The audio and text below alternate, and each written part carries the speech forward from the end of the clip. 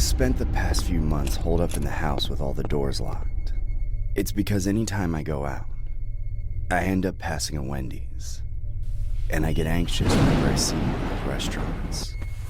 It takes me back to the most horrifying night of my life. It all started on a normal lunch rush at Wendy's. I was working the register, taking orders from dozens of rude customers. They all blended together after a while. But there was one woman who stood out. She was an old lady with wrinkled, sagging skin. Her hair was bright red and tied into 2 pigtails, just like the Wendy's mascot. She even wore the striped blue dress that Wendy wore. I thought it was weird that she was dressed like this, especially since she was old, but I tried to avoid judging customers. What can I get you? You're perfect. You're exactly what I need. I'm sorry? The Colonel. You're the Colonel. Excuse me? Colonel Sanders. You look just like him. Oh, the KFC mascot. I chuckled awkwardly. I was an older guy with white hair and a matching mustache, but I thought that was where the resemblance ended. Thanks. What can I get started for you? Without responding, the fake Wendy turned and ran out the door. She had a surprising pep in her step for an old lady. The whole interaction was weird, but I put it in the back of my mind since we were so busy. A few hours later, she stormed back into the restaurant. Only this time she had a white suit with her. It was a replica of Colonel Sanders' outfit. She stormed up to my register with bulging eyes. Here, put it on. It's perfect. She shoved the suit over the counter, forcing it against my chest so hard I stumbled backward. Whoa, calm down, ma'am. Put it on now! It's perfect! Her shriek pierced the quiet restaurant. Customers turned around to look at us. Ma'am, please back up. Put it on now! My manager stormed out of his office. What's going on here? I wheeled around and told him that this creepy old lady was harassing me. I had a lot of problems with my manager, but one good thing about him was that he didn't take nonsense from customers. He immediately yelled at the creep to get out of the restaurant. Not without the Colonel! It freaked me out how she ignored my name tag and referred to me as the Colonel. My manager called the cops, and they came and escorted the lady out of the store. She didn't go easy. They had to drag her out of the store kicking and screaming. She kept looking at me and yelling Colonel over and over. Finally, the police wrangled her out of the restaurant. I thought that'd be the last time I'd ever see her. God, was I wrong.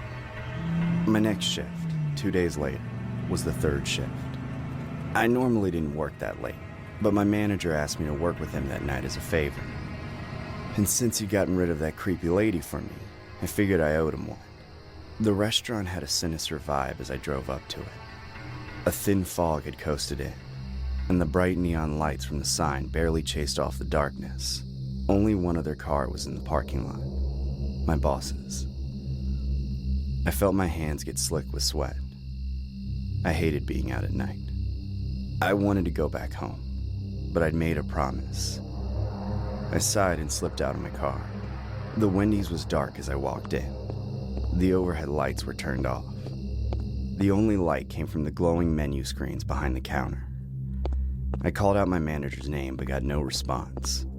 I knew he had to be there. I could hear the stove hissing and the fryers bubbling. Maybe he was just trying to conserve power. I swallowed my fear and stepped behind the counter, pushing the kitchen door open. I'll never forget what I saw. My manager was tied to a chair. Duct tape covered his mouth. His face was painted white, with red around the eyes and mouth. A red wig was shoved on his head, and he'd been crammed in a yellow jumpsuit. He looked like Ronald McDonald, but his eyes bugged out of his head in panic. The old lady stepped forward from the dark.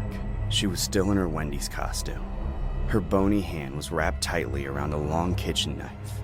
Colonel Sanders, you're here. My heart was hammering in my chest. I wanted to bolt, but I'd seen the old lady run, and she was just as fast as me. What do you want? I need you, Colonel. You're one of the only ones I'm missing. She took slow steps forward, getting closer and closer to me. I had no idea what this lady was talking about, but I didn't want to end up tied to a chair dressed as Colonel Sanders. I turned on my heels and ran. Before I could get to the door, that psycho threw the knife at me. It grazed my arm, slashing into my skin and sending hot pain searing through my body. I screamed, freezing in place and clutching my wound. Warm blood wet my fingers. I wheeled around. That crazy lady was shuffling towards me with that stupid white suit. If I get you, I'm one step closer to a complete collection. Get away from me, lady! I'm warning you! She wouldn't listen. She just kept inching towards me with that horrible grin. I was always told to never lay hands on a woman. But I knew this lady was going to hurt me if I didn't do something. I reared back my arm and punched her as hard as I could. My fist connected with her wrinkly skin, sending her flying backward. She let out a feeble yelp and smashed against the floor. Her head smacked against the black and white tile. Her eyes stared up at the ceiling blankly. A pool of blood began to form around her head, soaking her pigtails. I couldn't believe what I'd just done. I wanted to scream and run away, but I forced myself to untie my manager and call the cops. They came over and reviewed the security footage and determined that I'd been acting in self-defense. I didn't think it could get any more horrifying, but when the police searched her house, they found more bodies, and all of them had been dressed up as fast food mascots. The old lady had been going around and killing people to assemble a sick collection of corpses dressed as restaurant characters.